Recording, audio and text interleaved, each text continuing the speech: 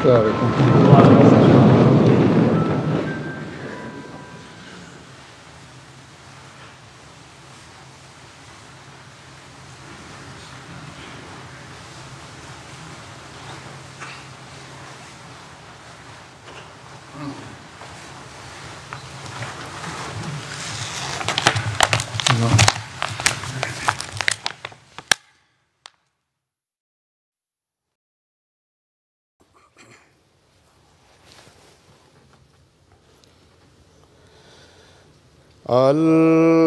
الله أكبر.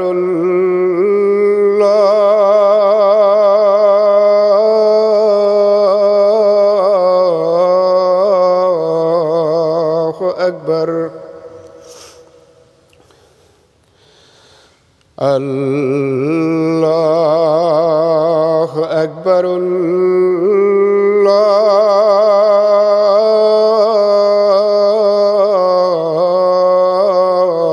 الله أكبر.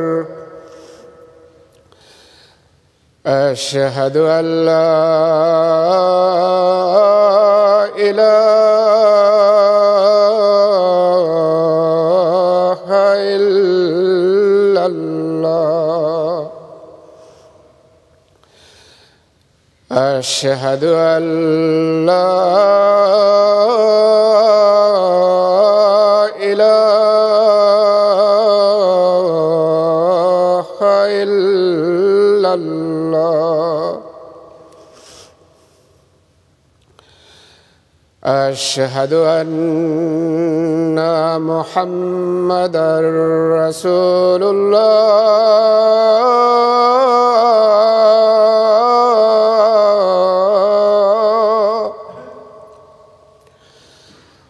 أشهد أن محمدًا رسول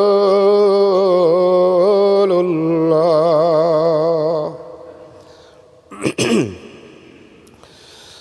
حي على الصلاة.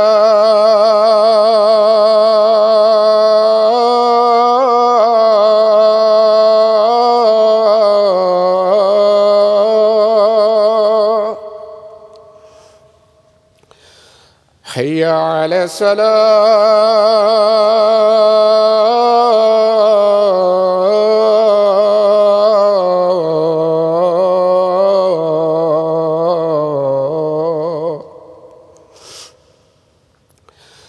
حي على الفلاح.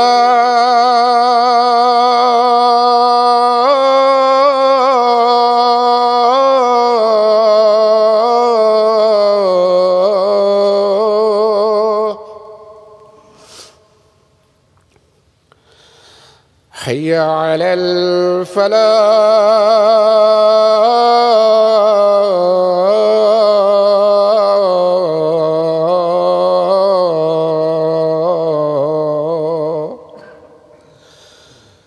الله أكبر.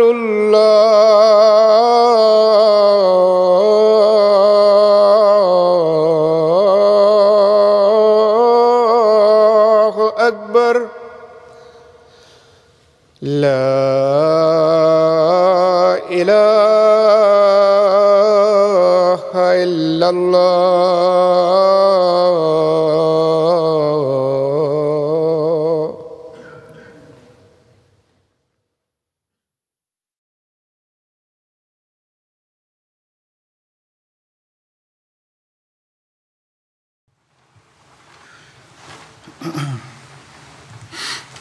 السلام عليكم ورحمة الله.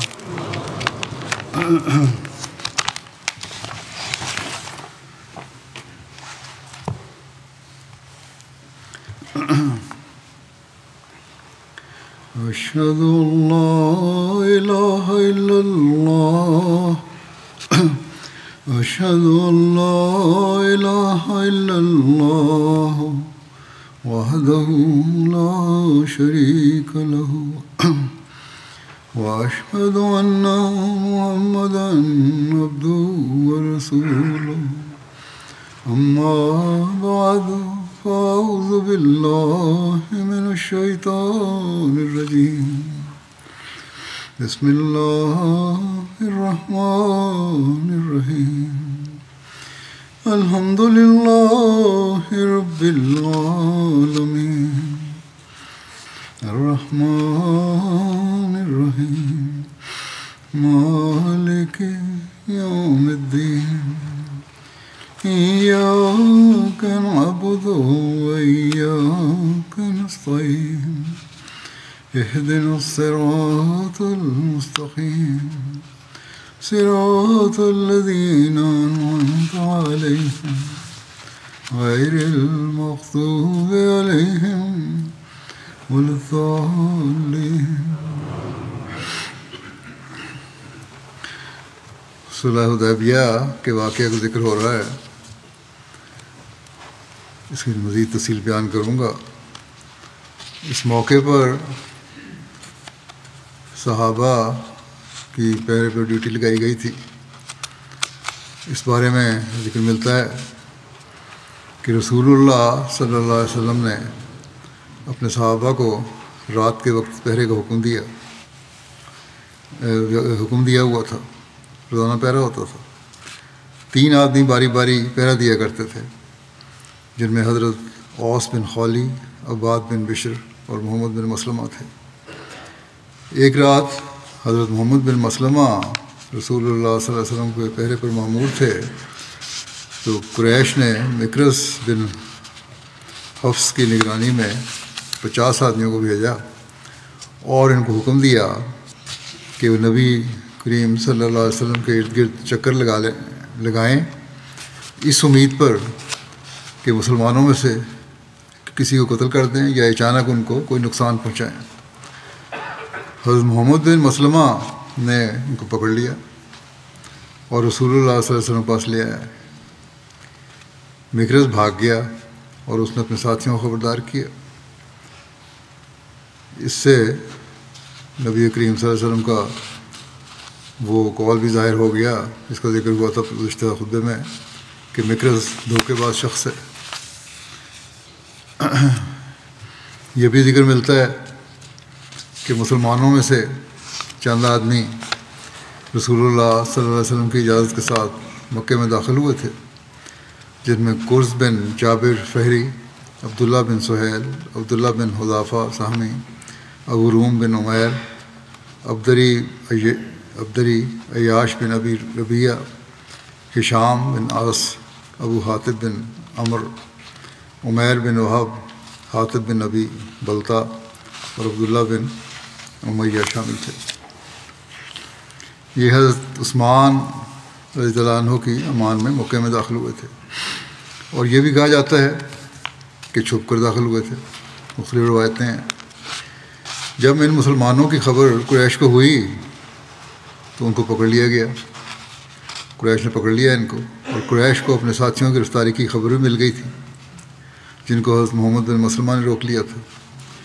جب قریش کو خبر ملی کہ ان کے 50 آدمی مسلمانوں کے قیدی ہو گئے ہیں، پھر قریش کا ایک اور مسلح دستہ نبی کریم صلی اللہ علیہ وسلم اور آپ کے اصحاب کی طرف آیا اور مسلمانوں پر حملہ کر دیا. وہ تیر اور پتھر پھینکنے لگے. مشرکین کے 12 شاہ سواروں کو مسلمانوں نے گرفتار کر لیا اور مسلمانوں سے حضرت ابن زنیم شہید ہو گئے. قریش نے ان کو تیر مار کر قتل کر دیا تھا. پھر قریش نے ایک جماعت حضرت صلی اللہ علیہ وسلم کے پاس بھیجی، جن میں سہیل بن عمر بھی تھا. حضرت صلی اللہ علیہ وسلم نے جیسے ہی دور سے اس کو دیکھا تو صحابہ سے فرمایا کہ سہیل کے ذریعے تمہارا معاملہ سہل یعنی آسان ہو گیا. اس وقت سہیل نے رسول اللہ صلی اللہ علیہ وسلم سہیل رسول اللہ صلی اللہ علیہ وسلم کے پاس اس نے رسول اللہ صلی اللہ علیہ وسلم کے پاس پہنچ کر کہا کہ آپ کے ساتھیوں یعنی عثمان اور دوسرے 10 صحابہ کو قید کرنے اور ہمارے کچھ لوگوں کے آپ سے مقابلہ کرنے کا جو معاملہ ہے، اس میں ہمارا کوئی ذی رائے آدمی شریک نہیں ہے. ہمیں جب اس بات کا پتہ چلا تو ہمیں بہت ناگواری ہوئی ہمیں اس کے بارے میں کچھ خبر نہیں ہے، وہ ہم میں سے اوباش لوگوں کا کام تھا، اس لیے ہمارے جو آدمی آپ نے دونوں مرتبہ میں پکڑے ہیں انہیں ہمارے پاس واپس بھیج دیں۔ آپ نے فرمایا میں ان کو اس وقت تک نہیں بھیجوں گا جب تک تم میرے ساتھیوں کو نہیں چھوڑو گے۔ اس پر ان سب لوگوں نے کہا اچھا ہم انہیں چھوڑ دیتے ہیں، جس پر قریش نے حضرت عثمان اور باقی 10 صحابہ کو واپس بھیج دیا۔ اس وقت حضرت صلی اللہ علیہ وسلم نے بھی ان کے آدمیوں کو چھوڑ دیا۔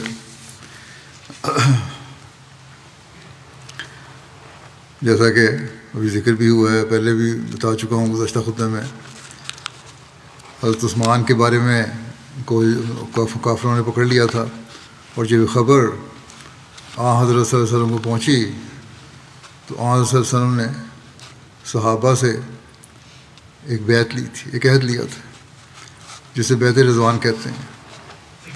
جب قریش کو، اس کی تفصیل ہے کہ جب قریش کو حدیبیہ کی اس بیعت کا حال معلوم ہوا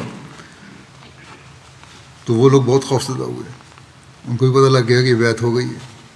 آپ صلی اللہ علیہ وسلم نے ایک عہد لیا سب مسلمانوں سے، اور ان کے زیر آئے لوگوں نے مشورہ دیا کہ صلح کرنا مناسب ہوگی، یعنی اس سال اس طرح صلح کی جائے، یہ کہا جائے کہ اس سال آپ واپس لوٹ جائیں اور آئندہ سال آ کر 3 روز مکے میں ٹھہر سکتے ہیں، مگر آپ کے ساتھ صرف ایک سوار کے ضروری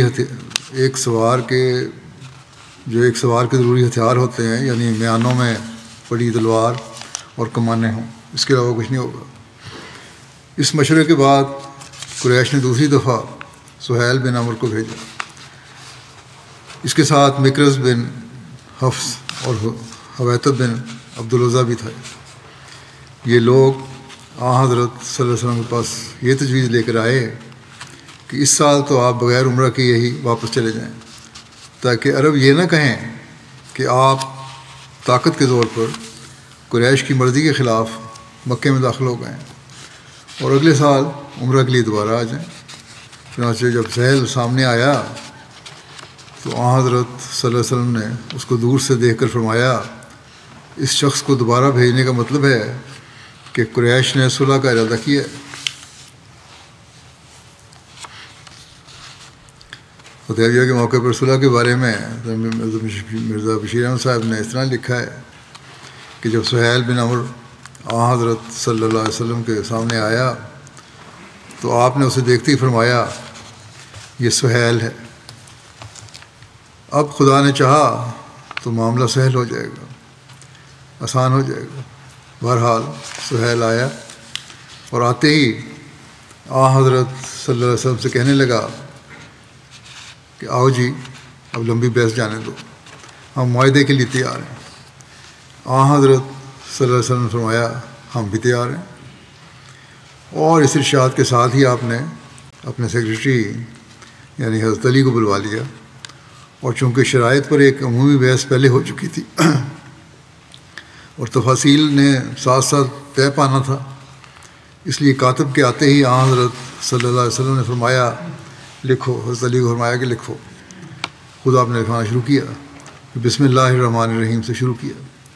سہیل صلح کے لیے تو تیار تھا، مگر قریش کے حقوق کی حفاظت اور اہل مکہ کے اکرام کے لیے بھی بہت چوکس رہنا چاہتا تھا۔ فوراً بولا یہ رحمان کا لفظ کیسا ہے، ہم اسے نہیں جانتے، جس طرح عرب لوگ ہمیشہ سے لکھتے آئے ہیں اس طرح لکھو، یعنی بے اسمے کا اللہم، بسم اللہ الرحمن الرحیم لکھنا بلکہ بے اسمے کا اللہم لکھو۔ دوسری طرف مسلمانوں کے لیے بھی قومی عزت اور مذہبی غیرت کا سوال تھا، وہ بھی اس تبدیلی پر فوراً چونک پڑے اور کہنے لگے کہ ہم تو ضرور بسم اللہ الرحمن الرحیم ہی لکھیں گے، مگر حضرت صلی اللہ علیہ وسلم نے یہ کہہ کر مسلمانوں کو خاموش کرا دیا کہ نہیں اس میں کوئی حرج نہیں، جس طرح سہیل کہتا ہے اسی طرح لکھ لو۔ چنانچہ بسم کا اللہم کے الفاظ لکھے گئے۔ اس کے بعد حضرت صلی اللہ علیہ وسلم نے فرمایا لکھو یہ وہ معاہدہ ہے جو محمد رسول اللہ صلی اللہ علیہ وسلم نے کیا ہے۔ سہیل نے پھر ٹوکا کہ یہ رسول اللہ کا لفظ ہم نہیں لکھنے دیں گے، اگر ہم یہ بات مان لیں کہ آپ خدا کے رسول ہیں تو پھر تو یہ سارا جھگڑے ختم ہو جاتا ہے، اور ہمیں آپ کو روکنے اور آپ کا مقابلہ کرنے کا کوئی حق نہیں رہتا۔ بس جس طرح ہمارے ہاں طریق ہے، صرف یہ الفاظ لکھو کہ محمد بن عبداللہ نے یہ معاہدہ کیا ہے۔ حضرت صلی اللہ علیہ وسلم نے فرمایا، آپ لوگ مانیں یا نہ مانیں، میں خدا کا رسول تو ہوں، مگر چونکہ میں محمد بن عبداللہ بھی ہوں اس لیے چلو یہی صحیح، اس طرح لکھو کہ محمد بن عبداللہ نے یہ معاہدہ کیا ہے۔ مگر اس اثناء میں آپ کے کاتب حضرت علی معاہدہ کی تحریر میں محمد رسول اللہ کے الفاظ لکھ چکے تھے۔ آپ نے حضرت علی سے فرمایا کہ محمد رسول اللہ کے الفاظ مٹا دو اور ان کی جگہ محمد بن عبداللہ کے الفاظ لکھ دو۔ مگر اس وقت جوش کا عالم تھا۔ حضرت علی نے غیرت میں آ کر عرض کیا، یا رسول اللہ، میں تو آپ کے نام کے ساتھ سے رسول اللہ کے الفاظ کبھی نہیں مٹاؤں گا۔ آپ نے ان کی از خود رفتہ حالت کو دیکھ کر فرمایا، اچھا تم نہیں مٹاتے تو مجھے دو، میں خود مٹا دیتا ہوں۔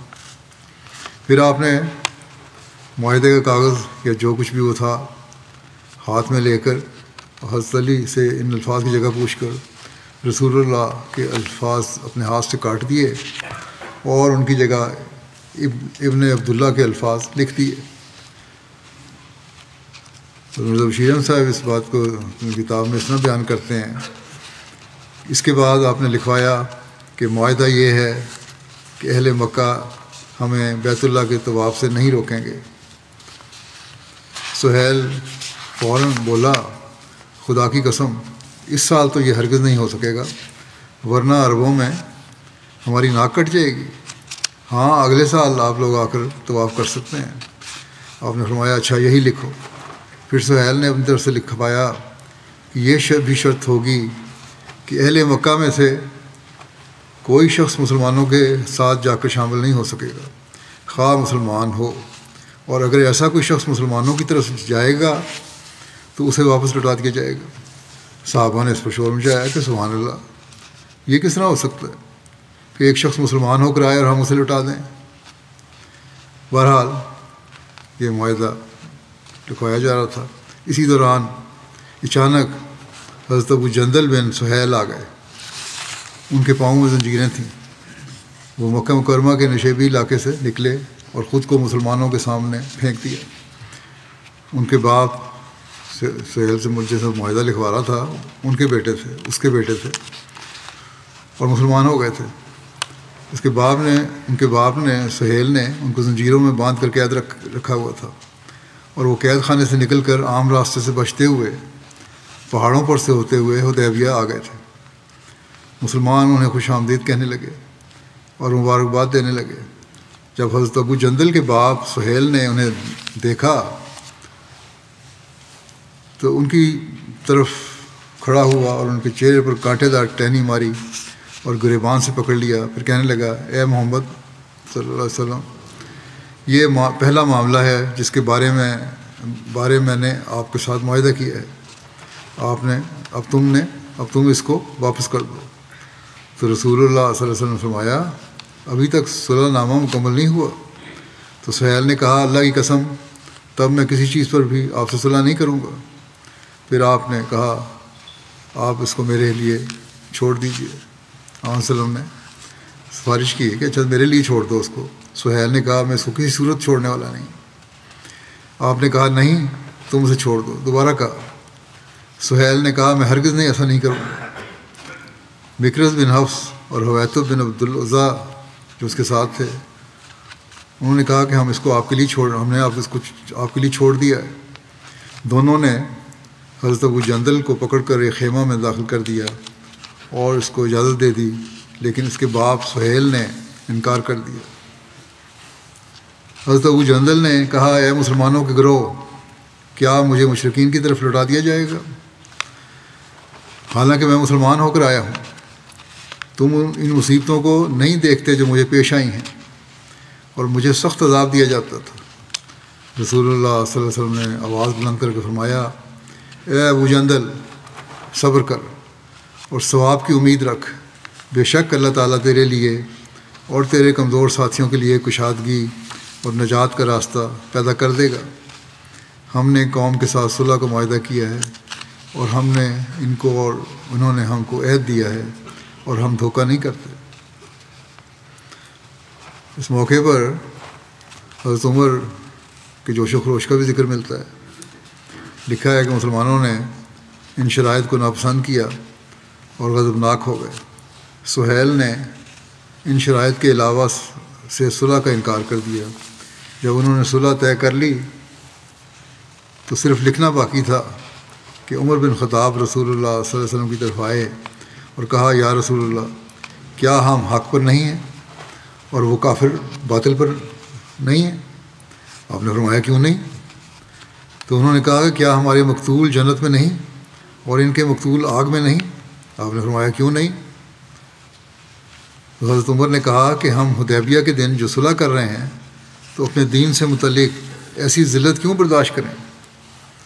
کیا ہم یہاں سے یوں ہی لوٹ جائیں یہاں تک کہ اللہ ہمارے اور ان کے درمیان فیصلہ نہ کر دے، بغیر لڑے چلے جائیں، بغیر حق لیے چلے جائیں؟ رسول اللہ صلی اللہ علیہ وسلم نے فرمایا، میں اللہ کا بندہ اور اس کا رسول ہوں، اور میں اس کی نافرمانی نہیں کرتا اور مجھے ہرگز ضائع نہیں کرے گا، اور وہ میری مدد کرنے والا ہے۔ تو عمر بن خطاب نے کہا، کیا آپ نے ہم کو نہیں بتایا تھا کہ ہم بیت اللہ میں ان قریب آئیں گے اور بیت اللہ کا طواف کریں گے؟ تو آپ نے فرمایا، کیوں نہیں؟ کیا میں نے تمہیں یہ بتایا تھا کہ تم اس سال آؤ گے؟ تو عمر نے کہا، نہیں۔ پھر فرمایا، بے شک تم بیت اللہ آؤ گے اور اس کا طواف کرو گے۔ پھر حضرت عمر غصے کی حالت میں ابو بکر کی طرف گئے اور صبر نہیں کیا۔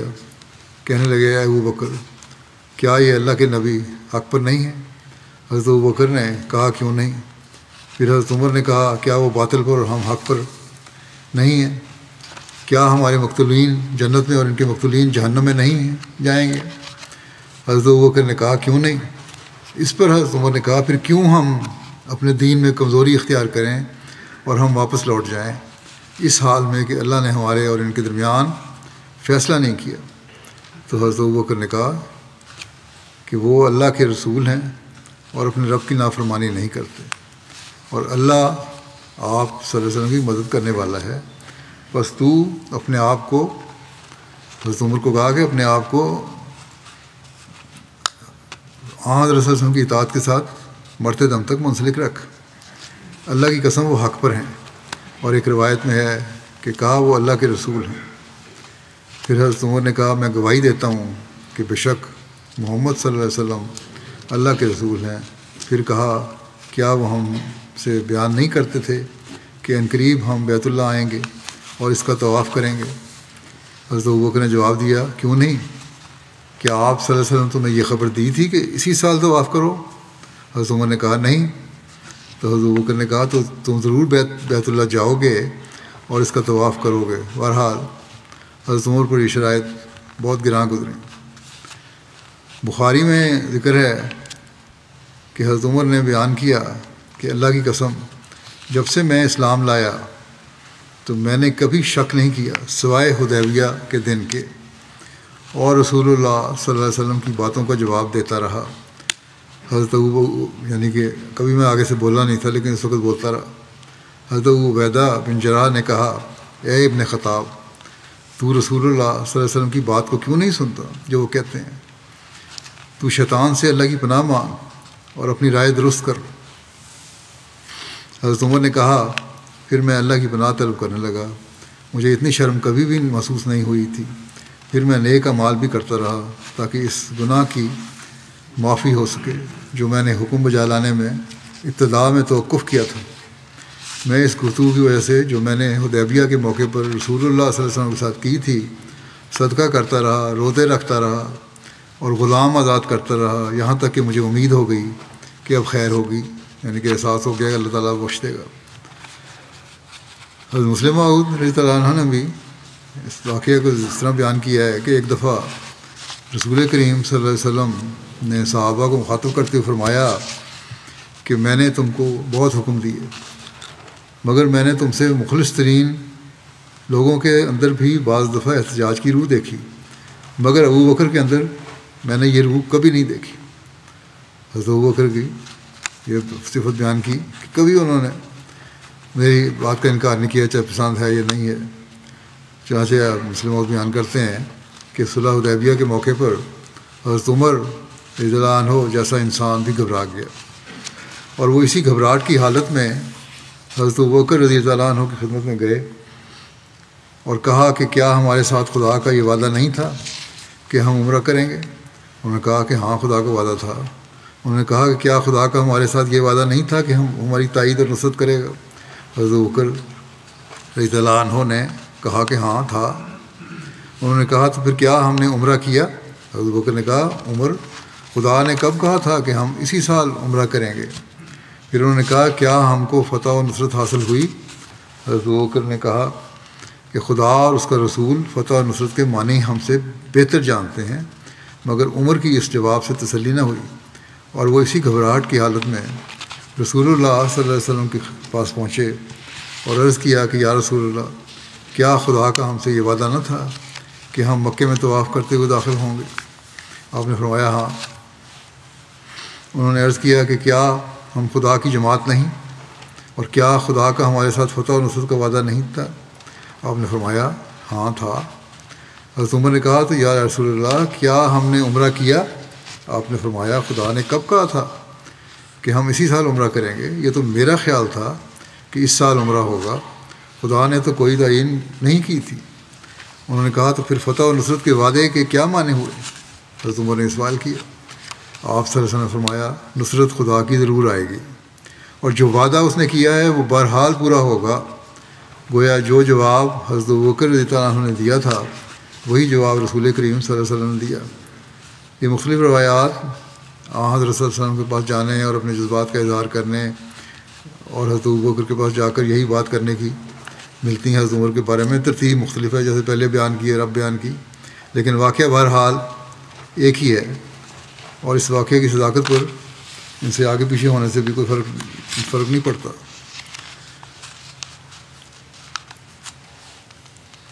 صلح کی معاہدے کی تحریر کے بارے میں سیرت خاتم النبیین میں حضرت مرزا بشیر احمد صاحب لکھتے ہیں کہ بہرحال بڑی ردوقت کے بعد یہ معاہدہ تکمیل کو پہنچا، اور قریباً ہر امر میں حضرت صلی اللہ علیہ وسلم نے اپنی بات کو چھوڑ کر قریش کا مطالبہ مان لیا، اور خدائی منشا کے متحد اپنے اس عہد کو پوری وفاداری کے ساتھ پورا کیا کہ بیت اللہ کے اکرام کی خاطر قریش کی طرف سے جو مطالبہ بھی ہوگا اسے مان لیا جائے گا، اور بہر صورت حرم کے احترام کو قائم رکھا جائے گا۔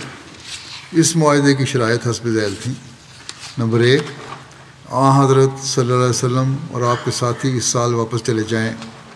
نمبر 2، آئندہ سال وہ مکے میں آ کر رسم عمرہ ادا کر سکتے ہیں، مگر سوائے نیام میں بند تلوار کے کوئی ہتھیار ساتھ نہ ہو، اور مکے میں 3 دن سے زیادہ نہ ٹھہریں۔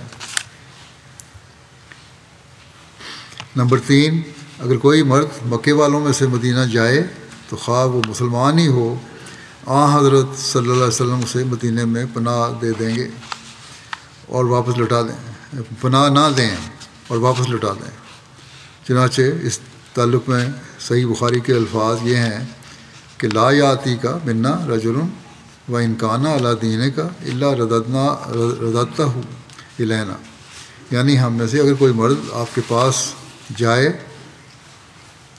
تو آپ اسے واپس لوٹا دیں گے، لیکن اگر کوئی مسلمان مدینے کو چھوڑ کر مکے میں آ جائے تو اسے واپس نہیں لوٹایا جائے گا۔ انہوں نے اپنی شرط منوا لی کہ مسلمان اگر ہو کے جاتا ہے کوئی مدینے تو واپس ہوگا، لیکن اگر مسلمان مکے میں آ جائے کسی طرح تو وہ اور پکڑا جائے تو وہ واپس لوٹایا جائے گا۔ ایک روایت میں یہ ہے کہ اگر مکے میں والوں میں سے کوئی شخص اپنے ولی یعنی گارڈین کی اجازت کے بغیر مدینہ آ جائے تو اسے واپس لوٹا دیا جائے گا۔ نمبر 4، قبائل عرب میں سے جو قبیلہ چاہے مسلمانوں کا حلیف بن جائے اور جو چاہے اہل مکہ کا۔ اور 5ویں شرط یہ تھی کہ یہ معاہدہ فی الحال 10 سال تک کے لیے ہوگا، اور اس عرصے میں قریش اور مسلمانوں کے درمیان جنگ بند رہے گی۔ صلح حدیبیہ کے گواہ کے بارے میں اس طرح تفصیل ہے کہ اس معاہدے کی 2 نقلیں کی گئیں، اور بطور گواہ کے فریقین کے متعدد معززین نے ان پر دستخط ثبت کیے۔ مسلمانوں کی طرف سے دستخط کرنے والوں میں حضرت ابوبکر، حضرت عمر، حضرت عثمان، جو اس وقت تک مکے سے واپس آ چکے تھے، عبد الرحمن بن عوف، سعد بن ابی وقاص اور ابو عبیدہ تھے۔ معاہدے کی تکمیل کے بعد سہیل بن عمرو معاہدے کی ایک نقل لے کر مکے کی طرف واپس لوٹ گیا اور دوسری نقل حضرت صلی اللہ علیہ وسلم کے پاس رہی۔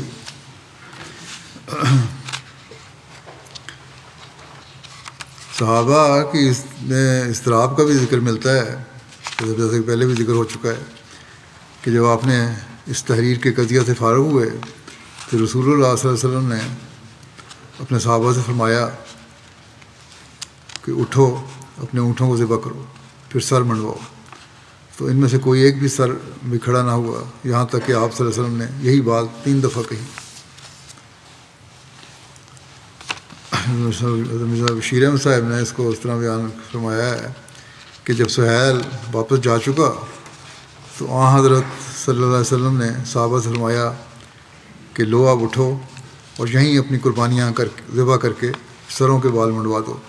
قربانی کے بعد سر کے بالوں کو منڈوایا جاتا یا کتروایا جاتا ہے اور واپسی کی تیاری کرو۔ مگر صحابہ کو اس بظاہر رسوا کن معاہدے کی وجہ سے سخت صدمہ تھا، اور ساتھ ہی جب انہیں اس طرف خیال جاتا کہ حضرت صلی اللہ علیہ وسلم نے ہمیں ایک خواب کی بنا پر یہاں لائے تھے اور اللہ تعالیٰ نے خواب میں طواف بیت اللہ کا نظارہ بھی دکھایا تھا، تو ان کی صحابہ کی طبیعت بہت مزمل ہونے لگتی اور وہ قریباً بے جانوں کی طرح بے حس و حرکت پڑے تھے۔ انہیں خدا کے رسول پر پورا ایمان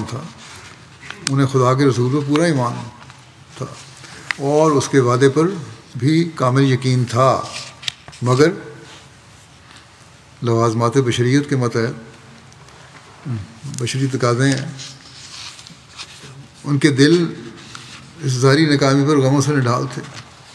فوری ریئیکشن یہ تھا۔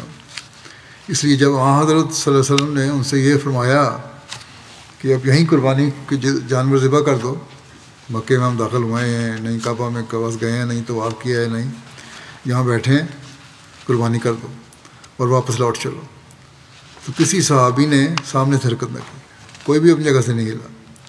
جو قربانیاں کرنے لائے تھے سب بیٹھے رہے، اس لیے نہیں کہ وہ نعوذ باللہ آپ رسول اللہ صلی اللہ علیہ وسلم کے نافرمان تھے، کیونکہ صحابہ سے بڑھ کر دنیا کے پردے پر کوئی فرمانبردار جماعت نہیں گزری، بس ان کی طرف سے یہ عدم تعمیل بغاوت یا نافرمانی کے رنگ میں نہیں تھی، بلکہ اس لیے تھی کہ غم اور ظاہری ذلت کے احساس نے انہیں اتنا نڈھال کر رکھا تھا کہ گویا سنتے ہوئے نہ سنتے تھے اور دیکھتے ہوئے بھی ان کی آنکھیں کام نہیں کرتی تھیں۔ حضرت صلی اللہ علیہ وسلم نے اپنے ارشاد کو دوبارہ اور سہ بارہ دہرایا، مگر کسی صحابی نے سامنے سے حرکت نہ کی۔ حضرت صلی اللہ علیہ وسلم کو اس کا صدمہ ہوا کہ کوئی میرے حکم پہ کوئی نہیں عمل کر رہا۔ آپ خاموش ہو کر اپنے خیمہ کے اندر تشریف لے گئے۔ اندرون خیمہ آپ صلی اللہ علیہ وسلم کی حرم محترم حضرت ام سلمہ جو ایک نہایت زیرک خاتون تھیں یہ نظارہ دیکھ رہی تھیں۔ انہوں نے اپنے موکر اور محبوب خامد کو فکر مند حالت میں اندر آتے دیکھا اور حضرت صلی اللہ علیہ وسلم کے منہ سے آپ کے فکر و تشویش کی تفاصیل معلوم کیں تو ہمدردی اور محبت کے انداز میں عرض کیا کہ یا رسول اللہ صلی اللہ علیہ وسلم، آپ رائے نہ فرمائیں، آپ کے صحابہ خدا کے فضل سے نافرمان نہیں، مگر اس صلح کی شرائط نے انہیں غم سے دیوانہ بنا رکھا ہے۔ بس میرا مشورہ یہ ہے کہ آپ ان سے کچھ نہ فرمائیں، بلکہ خاموشی کے ساتھ باہر جا کر اپنی قربانی کے جانور کو ذبح فرما دیں اور اپنے سر کے بالوں کو منڈوا دیں، پھر آپ کے صحابہ خود بخود آپ کے پیچھے ہو لیں گے۔ حضرت صلی اللہ علیہ وسلم کو یہ تجویز پسند آئی اور آپ نے باہر تشریف لا کر بغیر کچھ کہے اپنی قربانی کے جانور کو ذبح کر کے اپنے سر کے بال منڈوانے شروع کر دیے۔ صحابہ نے یہ منظر دیکھا تو جس طرح ایک سویا ہوا شخص کوئی شور وغیرہ سن کر اچانک بیدار ہو جاتا ہے، وہ چونک کر اٹھے اور دیوانہ وار اپنے جانوروں کو ذبح کرنا شروع کر دیا اور ایک دوسرے کے سر کے بال موڑنے لگے، مگر غم نے اس قدر بے چین کر رکھا تھا کہ راوی بیان کرتا ہے کہ اس وقت ایسا عالم تھا کہ ڈر تھا کہ مسلمان کہیں ایک دوسرے کے بال مونڈتے مونڈتے ایک دوسرے کا گلا ہی نہ کاٹ دیں۔ بہرحال حضرت ام سلمہ کی تجویز کارگر ہوئی، اور جہاں حضرت صلی اللہ علیہ وسلم کی زبان مبارک کے الفاظ وقتی طور پر ناکام رہے تھے، آپ کے عمل نے سوتے ہوئوں کو چونکا کر بیدار کر دیا۔ یہ بھی حوالہ سیرت خاتم النبیین کا ہے۔ چنانچہ جب حدیبیہ مقام پر رسول اللہ صلی اللہ علیہ وسلم نے اپنی قربانی کے اونٹ کو ذبح کر دیا تو قربانی کے جانوروں میں سے ابو جہل کا اونٹ جو بدر کے مال غنیمت میں سے تھا اس وقت بھاگ گیا، جب وہ چر رہا تھا، وہاں چھوڑا ہوا تھا، چلا گیا، اور اس کو ہار پہنایا گیا تھا اور اس کا شعار کیا گیا تھا، قربانی کے لیے لایا گیا تھا۔ وہ کچھ عرصے کے لیے دوڑ گیا، لیکن بہرحال اس وقت پکڑا گیا آخر میں۔ آپ نے اس اونٹ کو 7 آدمیوں کی طرف سے ذبح کیا۔ حضرت جابر سے روایت ہے کہ رسول اللہ صلی اللہ علیہ وسلم نے 70 جانوروں کو ذبح کیا، ایک جانور 7 آدمیوں کی طرف سے تھا، اور اس دن ہم 1400 آدمی تھے۔ قربانی کرنے والے لوگوں سے زیادہ وہ لوگ تھے جنہوں نے قربانی نہیں کی تھی، اتنی حیثیت نہیں تھی۔ رسول اللہ صلی اللہ علیہ وسلم حرم سے باہر مقیم تھے، لیکن نمازیں حرم میں ادا کرتے تھے۔ رسول اللہ صلی اللہ علیہ وسلم نے اسلم قبیلے کے ایک آدمی کے ہاتھ اپنے قربانی کے جانوروں میں سے 20 جانور بھیجے تاکہ وہ ان جانوروں کو مروہ کے قریب ذبح کر دے۔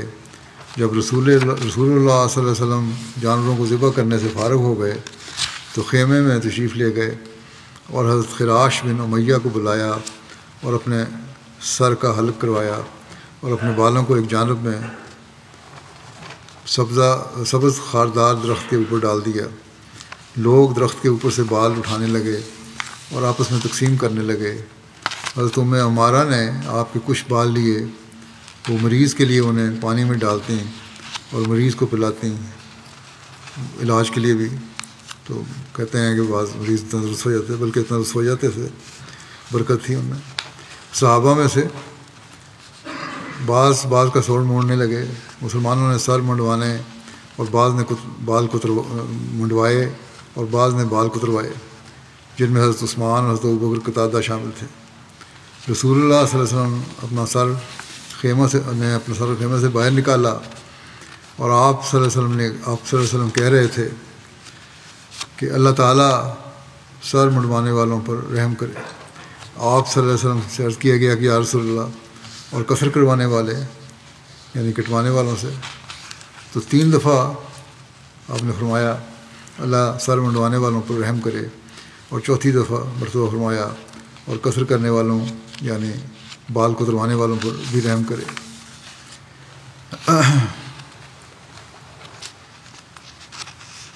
روایت ہے کہ رسول اللہ صلی اللہ علیہ وسلم حدیبیہ میں 19 دن تک مقیم رہے، اور کہا جاتا ہے کہ 20 راتیں قیام کیا۔ محمد بن عمر واقدی اور ابن سعد نے اس کا ذکر کیا ہے، بشیر احمد صاحب نے اس کو اس طرح بیان کیا ہے کہ قربانی وغیرہ سے فارغ ہو کر حضرت صلی اللہ علیہ وسلم نے مدینہ کی طرف واپسی کا حکم دیا۔ اس وقت آپ کو حدیبیہ میں آئے کچھ کم 20 یوم ہو چکے تھے۔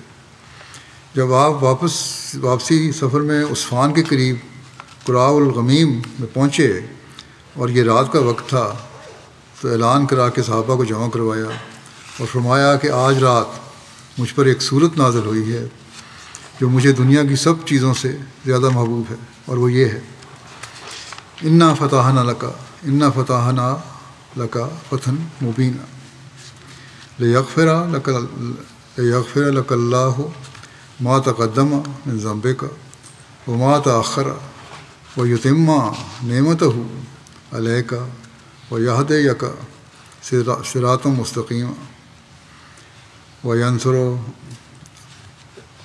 وینصرک اللہ نصرا عزیزا۔ 2 سے 4 تک آیتیں ہیں سورہ فتح کی۔ پھر 28ویں آیت بھی اس کے بارے میں ہے کہ لقد صدق اللہ رسولہ الرؤیا بالحق لتدخلن المسجد الحرام ان شاء اللہ آمنین محلقین رؤوسکم و مقصرین لا تخافون، یعنی اے رسول ہم نے تجھے ایک عظیم الشان فتح عطا کی تاکہ ہم تیرے لیے ایک ایسے دور کا آغاز کرا دیں جس میں تیری اگلی اور پچھلی سب کمزوریوں پر مغفرت کا پردہ پڑ جائے، اور تا خدا اپنی نعمت کو تجھ پر کامل کرے اور تیرے لیے کامیابی کے سیدھے راستے کھول دے، اور ضرور خدا تعالیٰ تیری زبردست نصرت فرمائے گا۔ حق یہ ہے کہ خدا نے اپنے رسول کی اس خواب کو پورا کر دیا جو اس نے رسول کو دکھائی تھی، کیونکہ اب تم انشاءاللہ ضرور امن کی حالت میں مسجد حرام میں داخل ہوگے اور قربانیوں کو خدا کی راہ میں پیش کر کے اپنے سر کے بالوں کو منڈواؤ گے یا کترواؤ گے، اور تم پر کوئی خوف نہیں ہوگا۔ یعنی اگر تم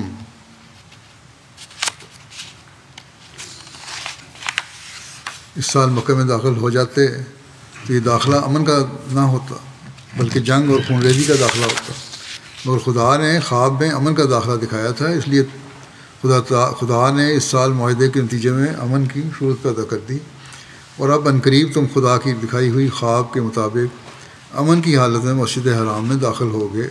چنانچہ ایسا ہی ہوا۔ جب آپ صلی اللہ علیہ وسلم نے یہ آیات صحابہ کو سنائیں تو چونکہ بعض صحابہ کے دل میں ابھی تک صلح حدیبیہ کی تلخی باقی تھی، وہ حیران ہوئے کہ ہم تو بظاہر ناکام ہو کر واپس جا رہے ہیں اور خدا ہمیں فتح کی مبارکباد دے رہا ہے۔ حتیٰ کہ جلد باز صحابہ نے اس قسم کے الفاظ بھی کہے کہ کیا یہ فتح ہے کہ ہم طواف بیت اللہ سے محروم ہو کر واپس جا رہے ہیں؟ حضرت صلی اللہ علیہ وسلم تک یہ بات پہنچی تو آپ نے بہت ناراضگی کا اظہار فرمایا اور ایک مختصر سی تقریر میں جوش کے ساتھ فرمایا، یہ بہت بیہودہ اعتراض ہے، کیونکہ غور کیا جائے تو واقعی حدیبیہ کی صلح ہمارے لیے ایک بڑی بھاری فتح ہے۔ فرمایا کہ قریش جو ہمارے خلاف میدان جنگ میں اترے ہوئے تھے، انہوں نے خود جنگ کو ترک کر کے امن کا معاہدہ کر لیا ہے اور آئندہ سال ہمارے لیے مکے کے دروازے کھول دینے کا وعدہ کیا ہے، اور ہم امن و سلامتی کے ساتھ اہل مکہ کی فتنہ انگیزیوں سے محفوظ ہو کر آئندہ فتوحات کی خوشبو پاتے ہوئے واپس جا رہے ہیں۔ بس یقیناً یہ ایک فتح عظیم الشان فتح ہے۔ کیا تم لوگوں ان نظاروں کو بھول گئے کہ یہی قریش احد اور احزاب کی جنگوں میں کس طرح تمہارے خلاف چڑھائیاں کر کر کے آئے تھے، اور یہ زمین باوجود فراخی کے تم پر تنگ ہو گئی تھی اور تمہاری آنکھیں پتھرا گئی تھیں اور کلیجے منہ کو آتے تھے، مگر آج یہی قریش تمہارے ساتھ امن و امان کا معاہدہ کر رہے ہیں۔ صحابہ نے عرض کیا، یا رسول اللہ صلی اللہ علیہ وسلم، ہم سمجھ گئے جہاں تک آپ کی نظر پہنچی ہے وہاں تک ہماری نظر نہیں پہنچتی، مگر اب ہم نے سمجھ لیا ہے کہ واقعی یہ معاہدہ ہمارے لیے ایک بھاری فتح ہے۔ حضرت مسیح علیہ السلام بیان فرماتے ہیں کہ حدیبیہ کے قصے کو خدا تعالیٰ نے فتح مبین کے نام سے موسوم کیا ہے اور فرمایا، انا فتحنا لکا فتح مبینہ۔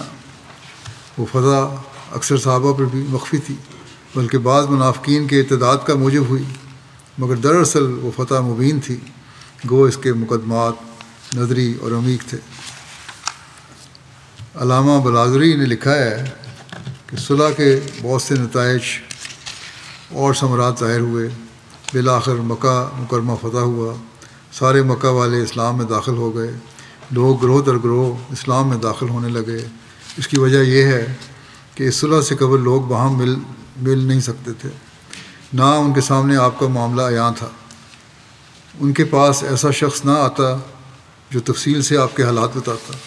جب صلح حدیبیہ ہوئی تو لوگ وہاں میں ایک دوسرے سے ملے، مشرکین مدینہ آئے، مسلمان مکے گئے، وہ اپنے اہل خانہ دوستوں اور خیر خواہوں سے ملے، ان سے حضور اکرم کے ارشادات اور معجزات کا ذکر سنا، نبوت کی علامتیں جانیں، آپ کی حسن سیرت اور اسوہ حسنہ سے آگاہ ہوئے، بہت سے امور کا بنظر خود جائزہ لیا، ان کے نفس ایمان کی طرف مائل ہوئے، حتیٰ کہ بہت سے لوگوں نے ایمان لانے کی طرف جلدی کی اور صلح حدیبیہ اور فتح مکہ کے درمیان اسلام لے آئے۔ دوسروں کا اسلام کی طرف میلان ہو گیا، حتیٰ کہ مکہ کے روز سارے ایمان لے آئے۔ اہل عرب قریش کے اسلام لانے کے ہی منتظر تھے۔ جب قریش ایمان لے آئے تو سارا عرب ایمان لے آیا۔ حضرت مسیح موعود علیہ السلام بیان فرماتے ہیں کہ حضرت صلی اللہ علیہ وسلم نے جب صلح حدیبیہ کی ہے تو صلح حدیبیہ کے مبارک ثمرات میں سے ایک یہ بھی ہے کہ لوگوں کو آپ کے پاس آنے کا موقع ملا اور انہوں نے حضرت صلی اللہ علیہ وسلم کی باتیں سنی تو ان میں صدہا مسلمان ہو گئے۔ جب تک انہوں نے آپ صلی اللہ علیہ وسلم کی باتیں نہ سنی تھیں، ان میں اور حضرت صلی اللہ علیہ وسلم کے درمیان ایک دیوار حائل تھی جو آپ کے حسن و جمال پر ان کو اطلاع نہ پانے دیتی تھی، اور جیسا دوسرے لوگ کذاب کہتے تھے معاذ اللہ وہ بھی کہہ دیتے تھے، اور ان فیوض و برکات سے بے نصیب تھے جو آپ لے کر آئے تھے، اس لیے کہ دور تھے، لیکن جب وہ حجاب اٹھ گیا اور پاس آ کر دیکھنا اور سننا تو وہ محرومی نہ رہی اور سعیدوں کے گروہ میں داخل ہو گئے۔ باقی انشاءاللہ آئندہ۔